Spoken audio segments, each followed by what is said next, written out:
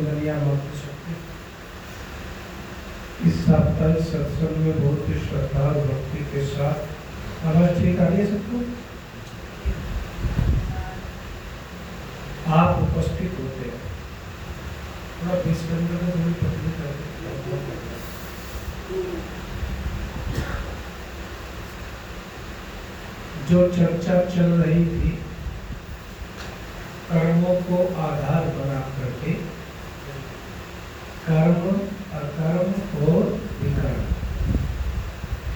तो कर्म योग का जो रहस्य है,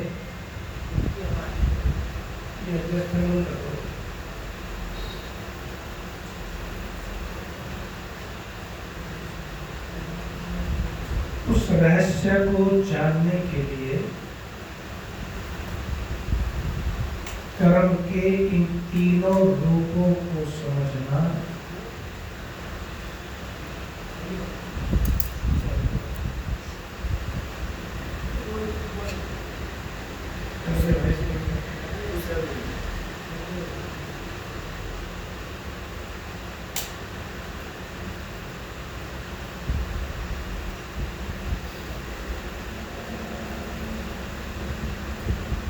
मैं आपको कह रहा था कि कर्म योग के रहस्य को समझने के लिए कर्म, अकर्म और विकर्म के रूप को, स्वरूप को समझना बेहद आवश्यक है। जो मैं आपको पिछले 2 हफ्ते से समझा रहा हूँ मोटे मोटे रूप में।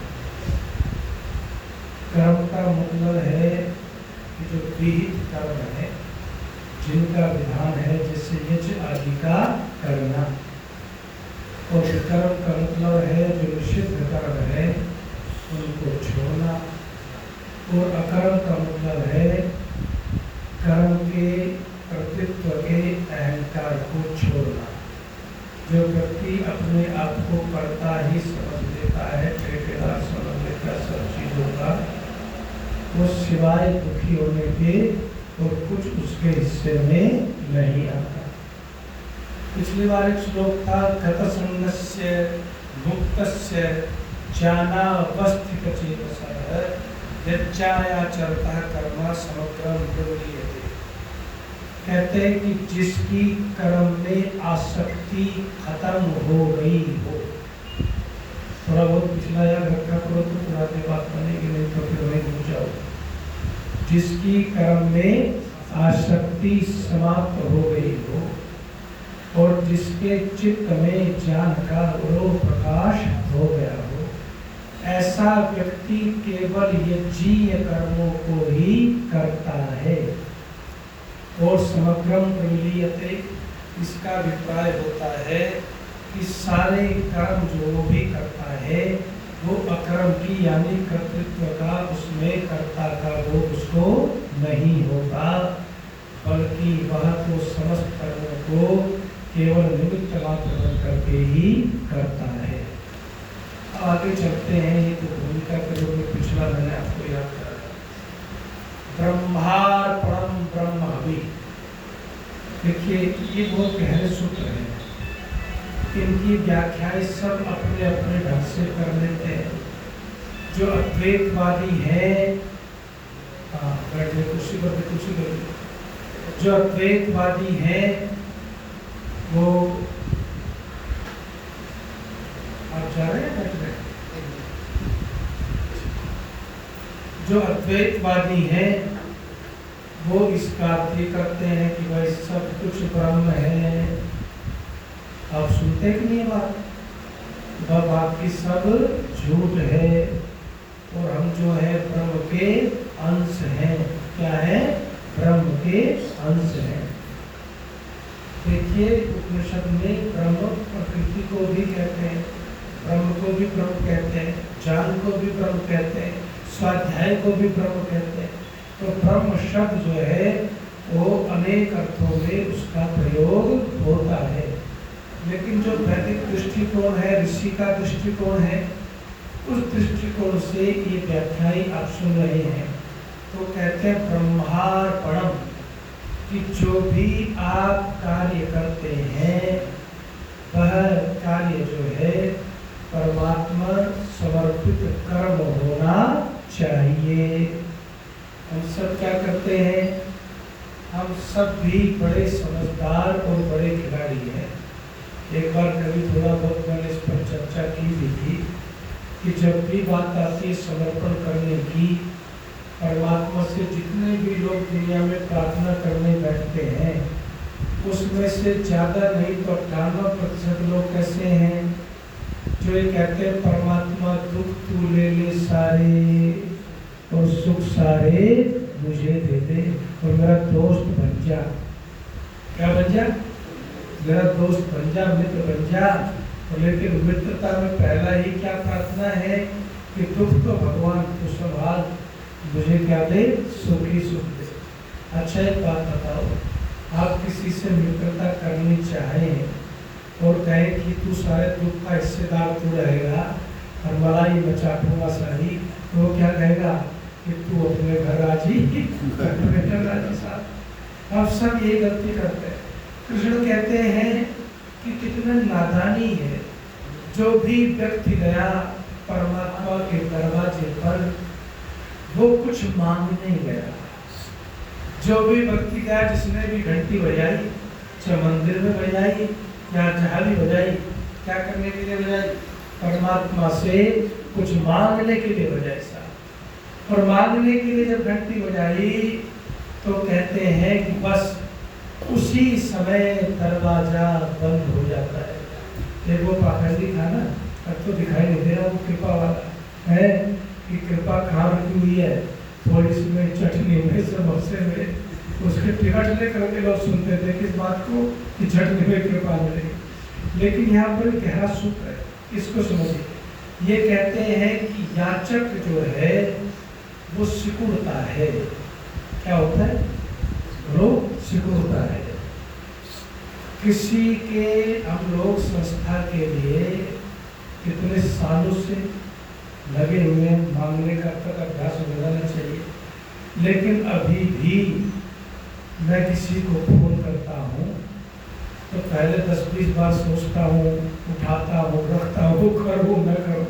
जब देखता गाड़ी नहीं चलेगी तब फोन करता हूँ कि भाई ये काम करवाना, तो फोन कर देते हैं।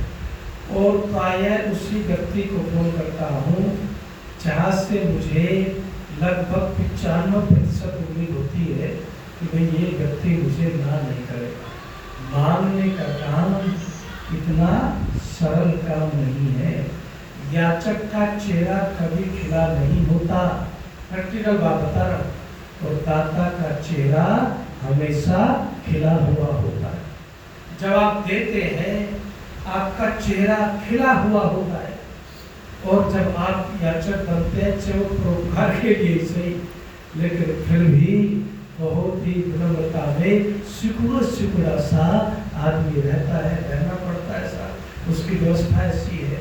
तो कृष्ण क्या कहते हैं कि जो व्यक्ति याचक बनकर के गया वो तो सिकुड़ गया, उसका हृदय तो पहले ही हृदय के कपाट बंद हो गए।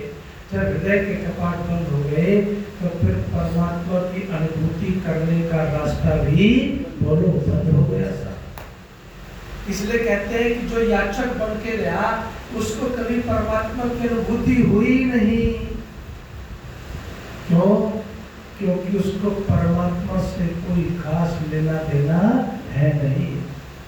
हमारे यहाँ पर सुनाते हैं ना, भजनों के सब सुनाते हैं, बड़ी रोचक कथा। क्या कथा सुनाते हैं कि एक आदमी किसी अज्ञात नदी को पार कर रहा था, और पार करते उसने कहा भगवान बस कृपा करना कुछ थोड़ी सी। बोले क्या? कि 100 रुपये का प्रसाद जो शिवजी महाराज तुम्हारा मंदिर है ना गांव के बाहर नदी के पार, उसमें जाति चढ़ाऊंगा यदि आज इस नदी में मैं डूबने से बच गया। तो अंदर चला साहब, नदी में घुटने पानी, तो फिर थोड़ा सा और आगे चला, फिर भी घुटने पानी। कहने लगे परमात्मा को जोश में ज्यादा गलती से 100 रुपये ज्यादा बोल गया है, जोश में 100 रुपये गलती से ज्यादा बोल गया। एक काम करता हूँ, 50 रुपये का तो पक्का समझो, 50 का पक्का चढ़ा दूंगा। फिर नदी लगभग पार होने वाली थी साहब, थोड़ा यानी तो 50 भी फ्री हो जाते 50 भी गए वैसे ही। तो फिर उसने कहा परमात्मा महंगाई का जमाना चल रहा है, अब आप ही सब कुछ ले लोगे तो फिर बाल बच्चे कैसे पलेंगे। एक काम करता हूँ भाई 25 का तो चढ़ाई दूंगा, पर नदी तो पार होने वाली है, थोड़ी सी कृपा कर दो। लेकिन कभी कभी कश्ती किनारे पर डूब जाती है। तभी जो है गड्ढा आया और पानी आ गया गले तक। तो फिर क्या कहता है, परमात्मा गलती माफ करो, बस वो बैठना। तो भाई ये जो याचक है ना, इन्हें परमात्मा से बड़ो कुछ लेना देना नहीं होता। इनको तो अपनी विश चाहिए है। सबको देखिए कि मन्नत मांग रखी है, कमाल है यार। अरे जो परमात्मा ने दे रखा है वो कुछ कम है क्या? पुरुषार्थ करना नहीं, मेहनत करनी नहीं है, आराम करते रहना, निठल्ले पड़े रहना और सारा दोष परमात्मा के मध्य भर देना। बस यही तो सीखा है दुनिया में भक्तों ने। अब देखिए, अब जो है कमाल है, नेताओं के भक्ति बदल जाते हैं। जय श्री राम की जगह जय जगन्नाथ शुरू हो गया है। तुरंत परिवर्तन होता है यहाँ पर, इसमें देर नहीं लगती। और क्या क्या कुछ चल रहा है, क्योंकि न तो भक्त सही, भक्त तो तब सही हो जब परमात्मा का स्वरूप सही हो।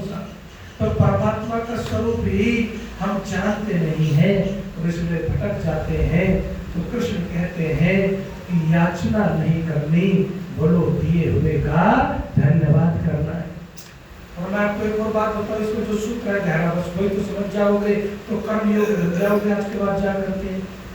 कहते हैं कि जो व्यक्ति सुख समर्पित करता है ना,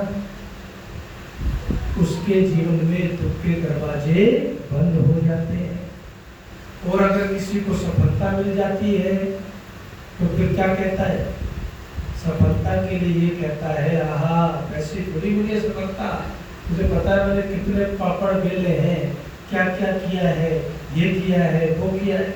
तो कई लोग मुझसे कहते हैं कि ऐसा हुआ, ये हुआ, कैसे हो गया, आपकी रक्षा कैसे हुई, क्या किया। उनका रक्षा करने वाला परमात्मा के अलावा दूसरा धरती पे कोई है ही नहीं इस ब्रह्मांड में। सबकी रक्षा परमात्मा कर सकता है, दूसरा नहीं कर सकता, ये याद रखना। इसलिए परमात्मा का सहारा सबसे बड़ा सहारा होता है, जो पिछले सत्संग में पूरा विस्तार से बोला गया था कि परमात्मा का सहारा, उसका आश्रय लेकर के जो व्यक्ति चलता है वो व्यक्ति पार किनारे पर जरूर जाता है। मैं ये नहीं कहता कि उसकी नाव नहीं डगमगाती, क्योंकि कर्म उल्टे सीधे न चाहते हुए भी हो जाते हैं, नाव तो डगमगाती ही है। लेकिन डगमगाती नाव को अगर परमात्मा का आश्रय हो तो परमात्मा डूबने नहीं देता।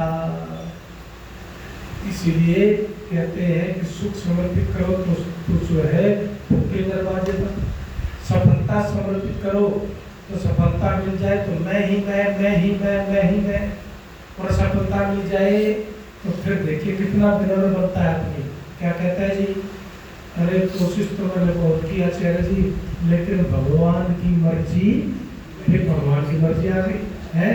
सफलता में भगवान की मर्जी नहीं, असफलता में भगवान की मर्जी है साहब। अगर जीत मिल गई, हाँ फिर तो सबकी नींद हराम, और हार मिल गई, अरे मैंने तो बहुत कोशिश की लेकिन परमात्मा भी मेरे नाम का पता नहीं कहाँ बैठा हुआ है, मेरे कुछ हेल्प ही नहीं करता। ये सब चीजों में भटकते हैं हम। लेकिन यहाँ पर क्या कहते हैं, ब्रह्मार्पण है, जो भी तुमने किया है कर्म, उसको क्या करना, प्रभु के अर्पित करना, परमात्मा समर्पित होकर के कर्म करना। आप दुनिया में कोई चीज भगवान को समर्पित नहीं कर सकते, याद रखना। आप भगवान को लड्डू समर्पित करने निकल जाते हो, कितने भक्त हैं, आहा थाली सजाई, उसमें वो भी रख दिए जी। अभी बताइए, कभी कभी मतलब ऐसा लगता है कि अपने बाल नोच ले कि एसी चल, एसी खराब हो गया, इसलिए भगवान राम की तबीयत बिगड़ गई और उनको कूलर में ही काम चलाना पड़ रहा है।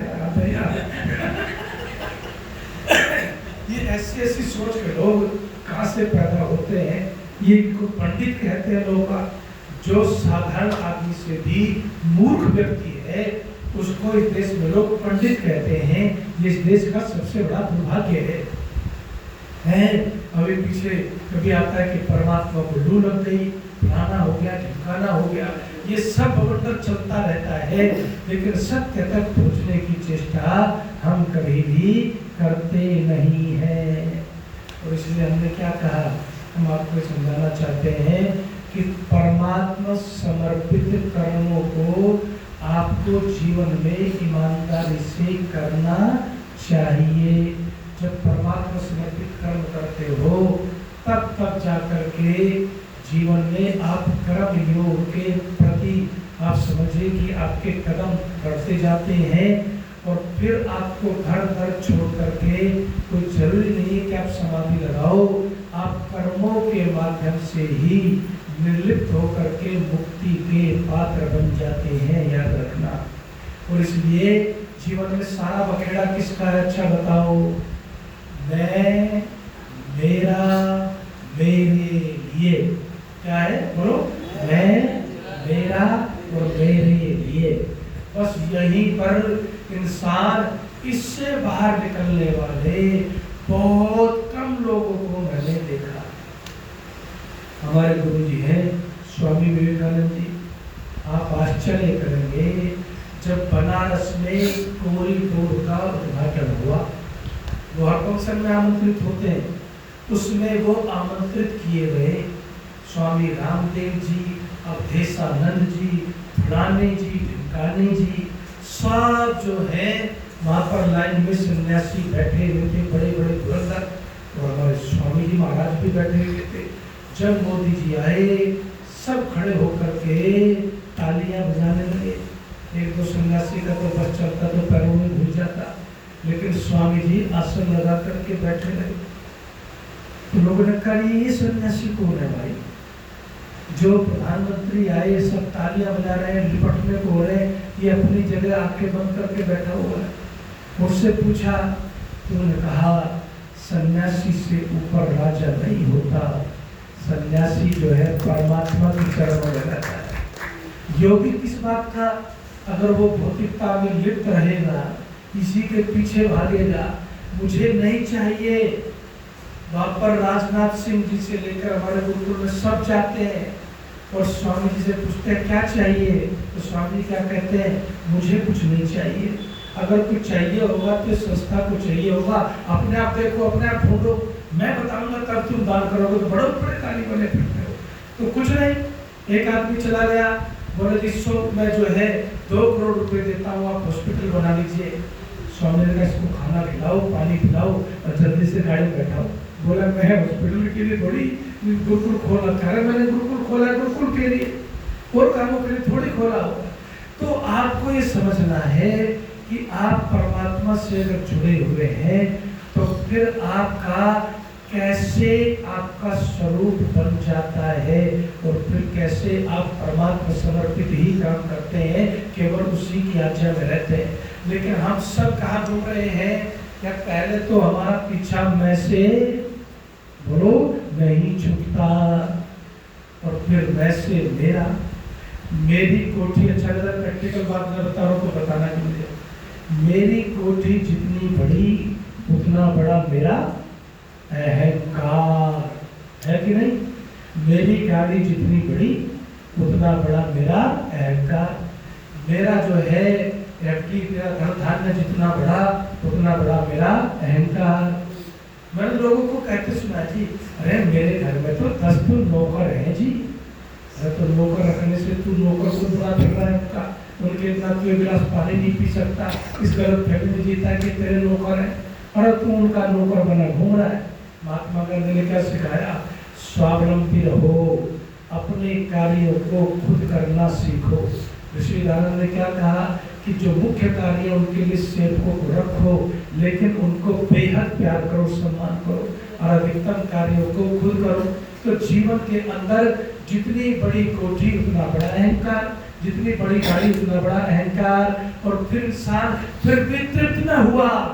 समझिएगा रास्ता को, मैं भी हो गया, मेरा भी हो गया, फिर भी तृप्त न हुआ, फिर भी क्या ढूंढता है, जो कुछ है सब तू ही लपेट ले, सब मेरे लिए ही है। बाकी के लिए कुछ नहीं है। लेकिन कृष्ण क्या कहते हैं, ब्रह्म हवि ही, जो तुम हवि देते हो वो किसकी दी हुई है? परमात्मा को खीर खिलाने जाओगे, हलवा खिलाने जाओगे, माँ मुरादें पूरी कर दे, हलवा बांटूंगा, तो सब इसमें लगे रहेंगे। लेकिन जो परमात्मा को समर्पित करते हो, उसको अर्जित करो, समर्पित करो, वो केवल तुम्हारे कर्म है और कुछ नहीं है तुम्हारे पास देने के लिए। इसलिए कहते हैं कि कर्मों को अर्जित करना पड़ता है और अर्जित और समर्पण साथ साथ चलता है। इधर अर्जित हुआ, उधर समर्पित हो गया, अपने आप चढ़ गया।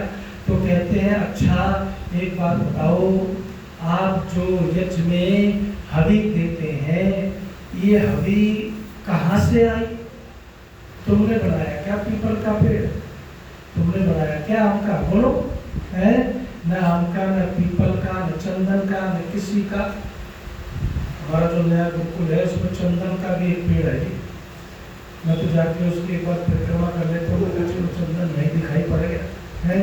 तो आपको मैं क्या समझा, तो सब परमात्मा की दी हुई हवि है। उसने उद्दालक ऋषि से पूछा क्या है यज्ञ के प्राण? इदम अग्नये इदम नमः, कि जो कुछ मिला है परमात्मा तुमसे मिला है और ये मेरे लिए नहीं है, ये सबके लिए है। लेकिन बीमारी क्या है सबके अंदर? जो कुछ है बोलो मेरे लिए है साहब। और का नंबर नहीं आना चाहिए, है। तभी तो ये इतना इतना धन इकट्ठा करके भी आदमी की खोपड़ी में शांति पड़ती नहीं है। इसलिए मैं, मेरा और मेरे लिए के इस तारतम्य को छोड़ करके कहते हैं ब्रह्म हवि, जो तुम यज्ञ में बैठ करके, यज्ञ खुलेगा सारा, बैठ करके हवि दे रहे हो ना, ये हवि भी परमात्मा की सृष्टि के लिए और परमात्मा के लिए, सबके लिए है। तुम्हारा इसमें कुछ नहीं कर रहा है। और कहते हैं ब्रह्मणा ब्रह्माग्नौ, ब्रह्मणा मतलब ये जो अग्नि है, भौतिक अग्नि, इस अग्नि में जो तुम, ब्रह्म का मतलब होता है ज्ञान पूर्वक जो तुम आहुति दे रहे हो, वो सब आहुति जो है परमात्मा की कृपा से। परमात्मा ऐसा तो नहीं है कि बहरा है, परमात्मा प्रार्थना नहीं सुनता। परमात्मा की तक प्रार्थनाएं न जाए तो फिर प्रार्थनाएं क्यों की जाए? तो व्यर्थ है सब कुछ। तो प्रार्थनाओं का लाभ होता है। और ये कहते हैं कि प्रार्थना करने से जो लाभ है उसको मैंने कई बार बताया, ऋषिदार ने जो 3 बातें बताई उसको आज नहीं बताऊंगा। लेकिन आपको मैं सिर्फ ये कहता हूँ, ब्रह्मेव तेन गंतव्यम ब्रह्म कर्म समाधिना। कहते हैं कि जो व्यक्ति ब्रह्म को समर्पित कर्म करता है, इससे बड़ी बात नहीं लिखी दुनिया में किसी ने, है।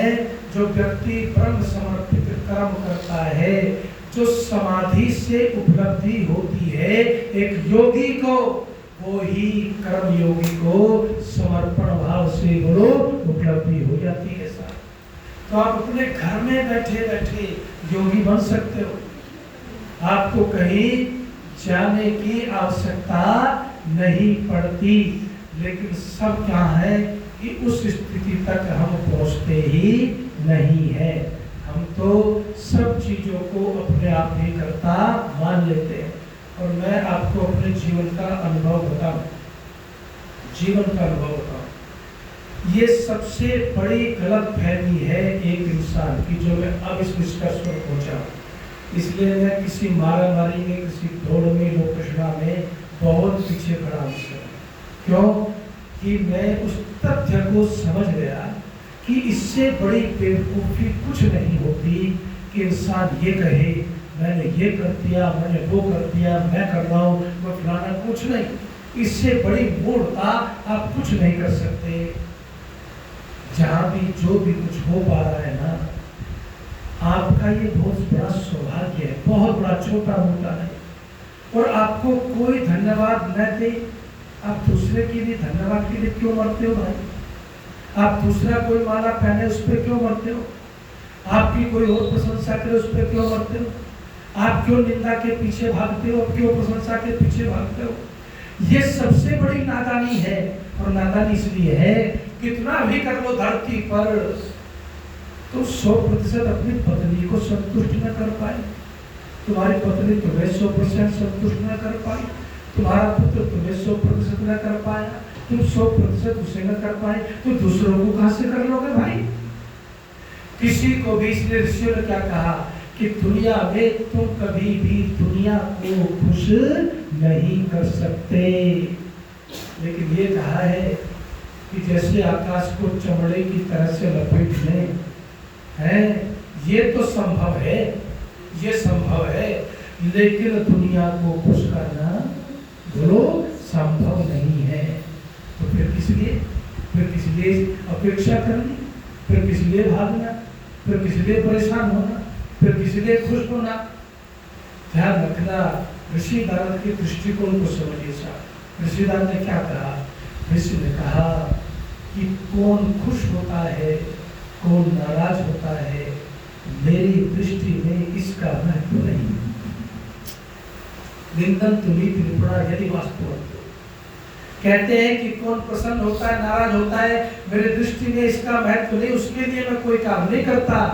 कि राजा नाराज होगा, कमिश्नर नाराज होगा, डीएम नाराज होगा, फलाना नाराज होगा, मैं तो कर्म उसके लिए करता हूं जो परमात्मा अच्छे कर्मों से कभी नाराज होता ही नहीं। दुनिया तो अच्छे कर्मों से भी हो जाती है, अच्छे से आजकल ज्यादा होती है, बुरों से कम होती है। तो इसलिए क्या कहते हैं, अच्छे कर्मों से नाराज दुनिया, और दुनिया के खुश करने के चक्कर में ना पड़ना, दुनिया की मालाओं के पीछे ना भागना, दुनिया के मान अपमान के विष को ज्यादा दिल से मत लगाना। कभी कभी हम जो है इसी भवर में से बच जाते हैं, जिंदगी निकलेगी, भवर न कटा, ये भवर काटो। अगर जिंदगी में सुखी रहना तो याद रखना, इस भवर को काटना पड़ेगा। और जब आप इस भवर को काटते हैं ना, तो फिर आपसे ज्यादा सुखी इंसान दुनिया में कोई नहीं होता। तो इसलिए कहते हैं कि भाई आपको समाधि सुख भी मिलता है यदि आप परमात्मा समर्पित कर्मों को करते हो। और इसलिए मैं आपको ये निवेदन आज करना चाहता हूँ कि आप इस निवेदन को थोड़ा गहराई से सोचें, इस पर थोड़ा गहराई से चिंतन करें, इस पर थोड़ा गहराई से मनन करें। और मनन में आप क्या पाएंगे? इस दुनिया में किसी भी शास्त्र में राजा के कर्तव्य को छोड़ो, वो एक अलग विषय, सामान्य व्यक्ति के जीवन में कहीं प्रतिशोध की कोई व्यवस्था क्यों नहीं दी? क्योंकि प्रतिशोध के लिए तो चिंगारी ही बहुत होती है, उस चिंगारी में व्यक्ति सब जल करके विनष्ट होते हैं। और क्षमाशील व्यक्ति जो है वो प्रतिशोध वाला भी उसके सामने शांत होता है, और वह व्यक्ति शांति के शिखर पर पहुंचता है सर। इसलिए कहते हैं वीरों का भूषण भी क्षमा है, तेज भी क्षमा है बलवानों का, इसलिए क्षमाशील होना बेहद आवश्यक है। और क्षमाशील का भी अहंकार न पाल लेना। तो मैं आपको जो मुख्य बात कह रहा था, वो बात ये कह रहा था, इससे बड़ी मूर्खता कुछ नहीं है यदि आप ये अहंकार पाले फिर रहे हैं, मैंने ये कर लिया, मैं तो भाड़े को चला दिए, मैंने ये कर दिया, मैंने वो कर दिया। अरे भाई मैं ये सब समझ गया, इनका कोई तत्व नहीं, कुछ नहीं रखा इन चीज़ों में। जो कर सकते हो करते जाओ, लेकिन गर्दन नीची करके करना है। वो कहते हैं ना, है देनहार कोई और है जो देता दिन है, लोग भरा मुझ पर करे तासो नीचे में।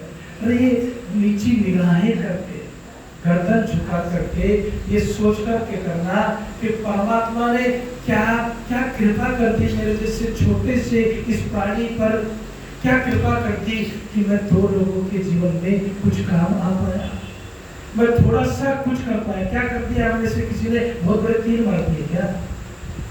कुछ न कर पाए, इससे 1000 गुना करने की सामर्थ्य प्रत्येक व्यक्ति में है। जो कर दिया, हे परमात्मा तूने कितनी कृपा कर दी, इस लायक मुझे बनाया। बहुत सारे लोग तो मेरे से भी नीचा जीवन जी रहे हैं। तो ये अहंकार नहीं, बल्कि ये समर्पण के भाव से जीवन को चलोगे और जीवन में दुनिया को खुश न कीजिए, अपनी शक्ति और ऊर्जा को व्यर्थ नष्ट करोगे। आप परमात्मा को खुश करने की कोशिश करना। ऋषि दयानंद ने दुनिया के लिए काम किया, दुनिया के उपकार के लिए काम किया। क्या मिला? बोलते क्यों नहीं? अमृत मिला कि जहर? 17 बार जहर मिला, आखिर में जान लेकर के छोड़ी। क्यों? क्योंकि वो काम जो है परमात्मा को खुश करने के लिए कर रहे थे।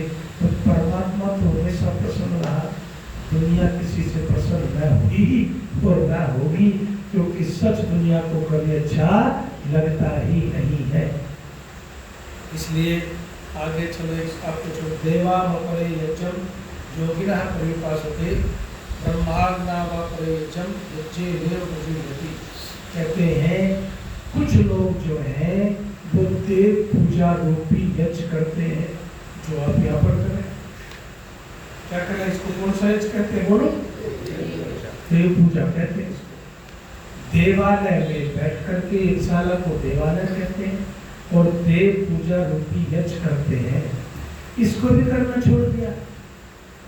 बस आचार्य जी के साथ संडे में कर लेंगे जी जो कुछ करना है, बाकी 7 दिन तो नेताओं के बकवास सुनेंगे टीवी पर बैठ करके, अपना भेजा खराब करेंगे, दूसरे का करेंगे हैं, बाकी यज्ञ नहीं करेंगे, संध्या नहीं करेंगे।